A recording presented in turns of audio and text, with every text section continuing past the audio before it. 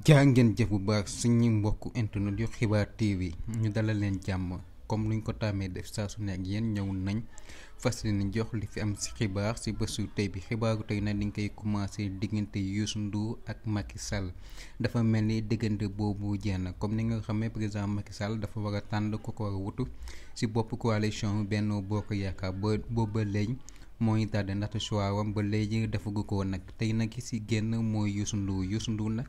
dafa démissionné ci poste ministre conseiller ndaxte yemul foofu kese bii ni mouvement fekk ma ci boole tamit dafa génn Benno Bokk Yaakaar moom nag dafa présenter lettre de démission comme ni ngeen xamee depuis 2012 ba léegi Youssou Ndour moo xam Macky Sall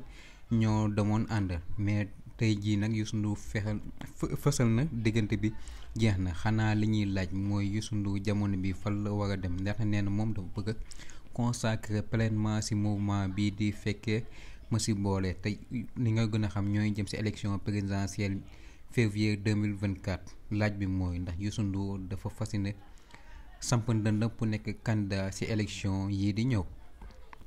ñu wax ci mouvement hip hop comme ni nga xamee démb forte délégation rappeur demoon nañu fële sa palais présidentiel ñoom ki leen recevoir mooy di Ismaïla Madior Fall ministre de la justice ki ñu ci gën a ràññee mën nañu ne Fou Malade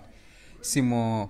Awadi ak Gënmaan Xumaan si ñenn ñu mën a cité ñoom nag dañoo amoon rencontre démb ak Ismaïla Madior Fall nag su ñu njortoon mooy rencontre dañoo bëgg a jouer médiation pour libération yenn détenus ku mel ni Nit Doff ak Karim Xrum Xax ci information yi ñu jot ci Seneweb dafa mel ni médiation bi mun na jur ci libération ñenn ñi nee nañ ndaxte boos moom lu ci yàgg médiation bi dina am lu mu feeñal.